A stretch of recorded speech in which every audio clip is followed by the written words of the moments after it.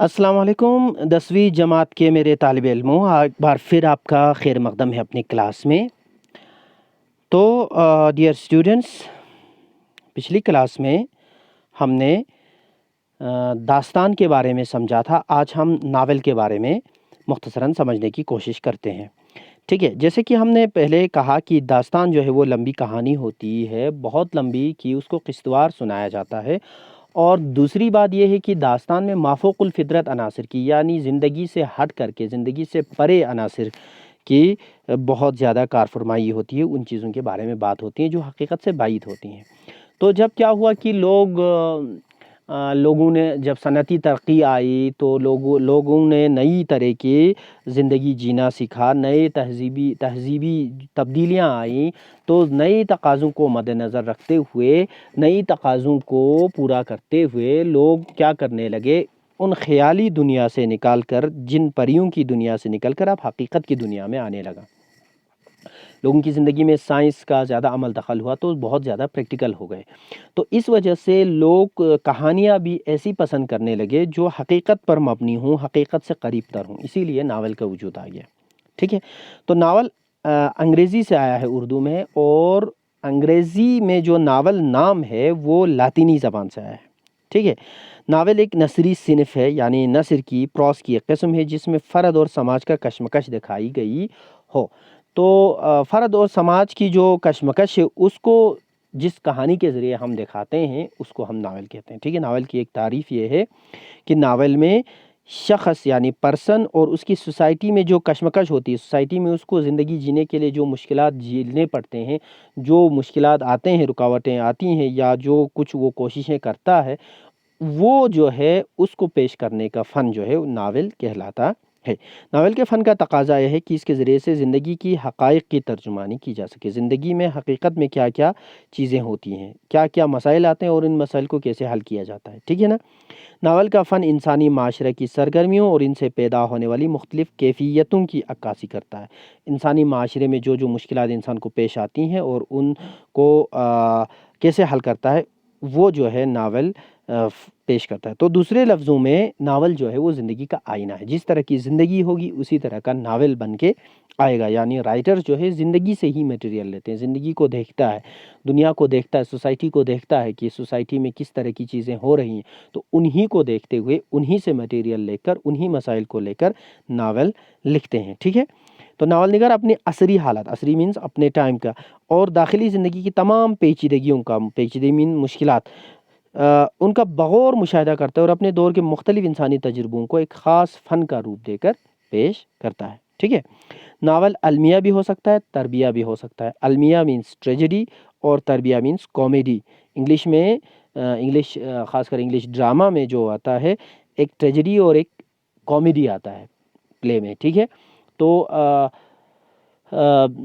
Tragedy کیا ہوتا ہے؟ یعنی وہ کہانی جس کا اختتام جو ہے، جس کا اختتام بہت ہی غمگین اختتام ہو، غمزدہ کرنے والی، دکھی کرنے والا اختتام ہو، اس کو ہم ٹریجڈی کہتے ہیں، یعنی جس میں آخر میں ہیرو کی موت ہو، اس طرح کی کوئی کہانی۔ مثلا ہم فلمیں دیکھتے ہیں نا، ہندی فلمیں، تو کچھ فلمیں ایسی ہوتی جس میں آخر میں ہیرو جو ہے مر جاتا ہے، تو اس کو ہم ٹریجڈی کہتے ہیں۔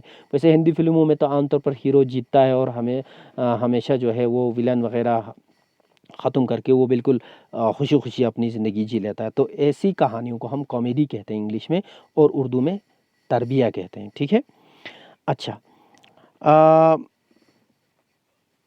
پھر کیا ہے؟ اچھا، جیسے وہ ناول جس سے طبیعت کو فرحت حاصل ہو، فرحت مینس خوشی حاصل ہو، اور اس کا انجام ہیرو کی کامیابی پر ہو، تربیہ کہلاتا ہے۔ اس کے برعکس جس ناول کا انجام المناک ہو اور جس کو پڑھنے کے بعد دل کو تکلیف پہنچتی ہو، وہ المیہ کہلاتا ہے، ٹھیک ہے؟ اچھا، کہانی، پلاٹ، کردار، مکالمہ، منظر نگاری اور نظریہ حیات ناول کے اجزاء ترکیبی ہیں۔ ناول لکھنے کے لیے سب سے پہلے کیا چاہیے؟ کہانی چاہیے، کوئی میٹیریل تو چاہیے، کوئی چیز، کسی چیز کے بارے میں لکھنا ہے، کسی سچویشن کے بارے میں لکھنا ہے، وہ ہوا کہانی۔ اور کہانی کو کس طرح سے پیش کریں، وہ ہوا پلاٹ، ٹھیک ہے؟ مثلا ایک مشہور فلم ہم مان لیتے ہیں، دیکھیں کون سی آئی تھی، اپنا غجنی لے لیں، عامر خان کی، تو آپ دیکھیں کہانی جب شروع ہوتی ہے تو عامر خان کیا ہوتا ہے، ایک وہ شارٹ ٹرم میموری لاس والی کنڈیشن میں ہوتی ہے، ٹھیک ہے، اس کو بیماری ہوتی ہے. لیکن آہستہ آہستہ پھر ہمیں پتہ چلتا ہے، کہانی کے پرتیں کھلتی جاتی ہیں کہ وہ تو پہلے کوئی بڑا انڈسٹریلسٹ تھا، پھر عشق میں کچھ ایسا ہوا کہ عشق کا چکر ہوا، پھر ولن نے اس کے سر پر کسی آئرن راڈ سے مارا، پھر اس کی وجہ سے وہ ہوا، غجنی نے اس کے سر پر آئرن راڈ سے مارا تھا. تو کہانی اس طرح کھلتی ہے. اچھا، کچھ کہانیوں میں آپ دیکھتے ہیں، مثال فلم کی کچھ کہانیوں میں ہیرو جو ہے وہ بچہ ہوتا ہے، ابھی بچپن سے ہی اس کی کہانی شروع ہوتی ہے. کسی کہانی میں اس طرح سے ہوتا ہے کہ ہیرو جو ہے وہ بوڑھا ہوتا ہے، لیکن پھر فلیش بیک میں جاتے ہوئے وہ اپنی جوانی اور بچپن کی کہانیاں جو ہے وہ آتی ہیں. تو یہ کہانی پیش کرنے کا طریقہ ہے. تو رائٹر جو ہے وہ سوچتا ہے کہ کہانی کو کہاں سے شروع ہونا چاہیے اور کس طرح سے کون سی چیز پیش کی جانی چاہیے. That is called plot. اس کو پلاٹ کہا جاتا ہے، ٹھیک ہے.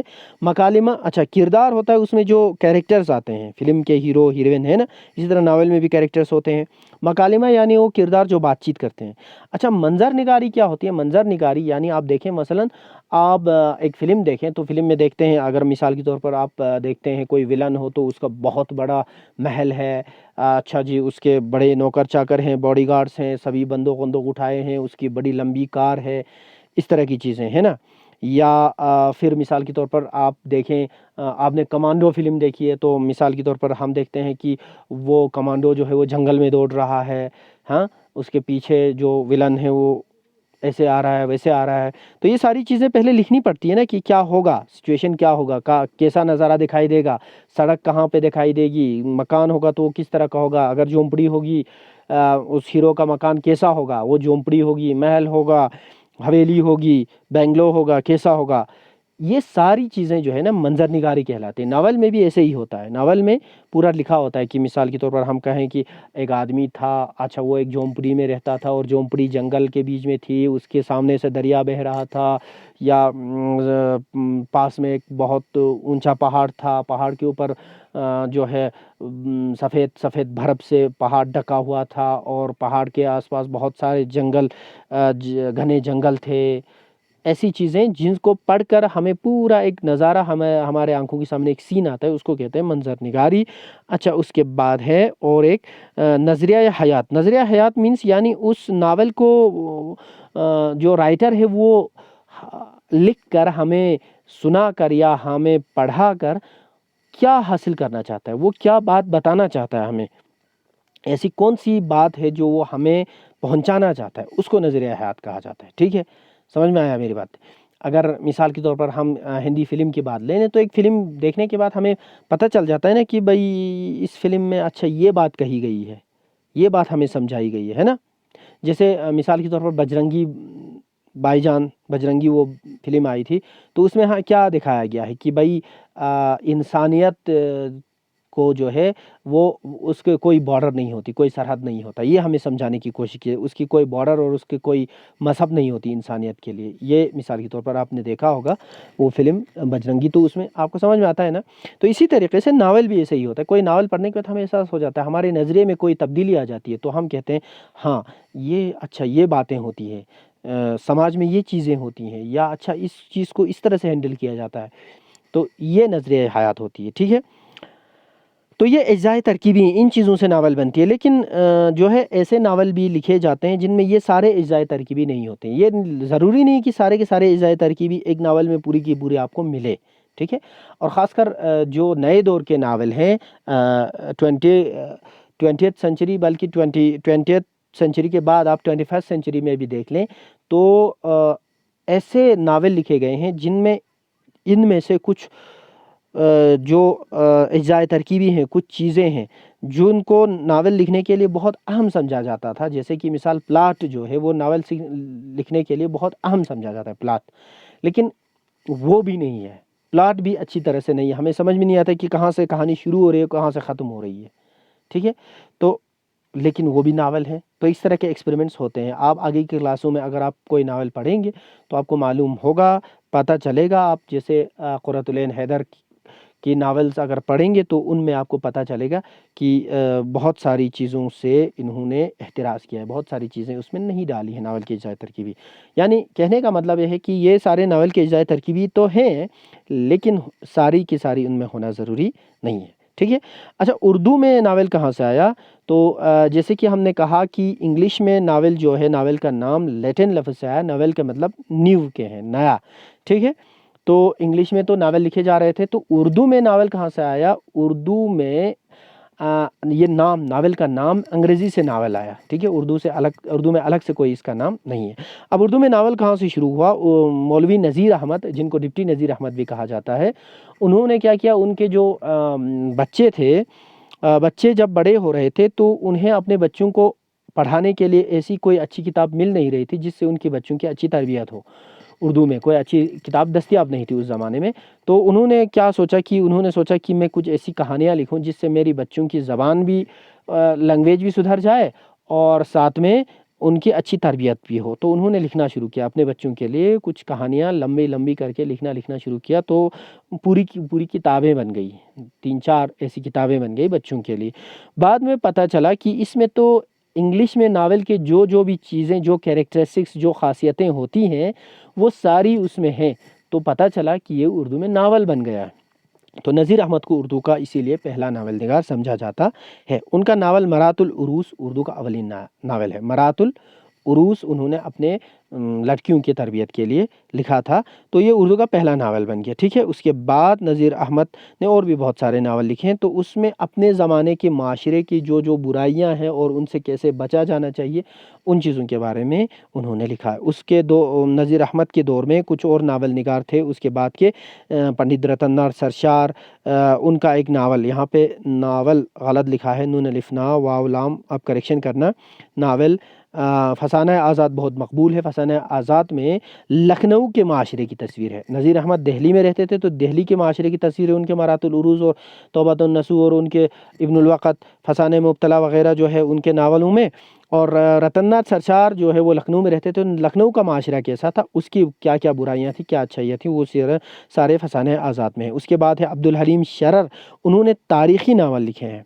ان کے ناول میں پلاٹ کی چستی اور ترتیب قابل ذکر ہے. اب تاریخی ناول کیا ہوتا ہے؟ تاریخی ناول ہوتا ہے بچوں، جیسے مان لیجئے آپ نے سنا ہوگا مغل اعظم ایک فلم ہے، وہ مغل بادشاہ اکبر اور جہانگیر کے بارے میں ہے.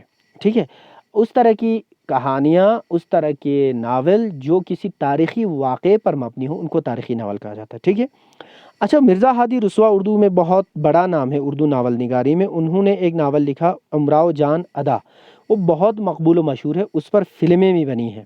ٹھیک ہے. فلم بنی ہے امراؤ جان، آپ نے فلم سنا ہوگا. ٹھیک ہے. وہ بنی ہے. اچھا اس کے بعد ہے پریم چند، اردو کے سب سے مشہور ناول نگار ہے، بڑے ناول نگار ہیں.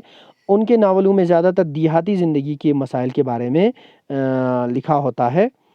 تو پریم چند جو ہے وہ اردو کے سب سے بڑے ناول نگار ہے. ان کا جو ناول ہے گودان، وہ اردو کا شاہکار ناول سمجھا جاتا ہے. گودان جو ہے وہ اس کی پوری ایک فلم بنی تھی، ایک سیریل کے طور پر وہ دوردرشن پر کبھی آیا کرتا تھا. آج بھی شاید یوٹیوب پر اویلیبل ہو، آپ دیکھ لیں.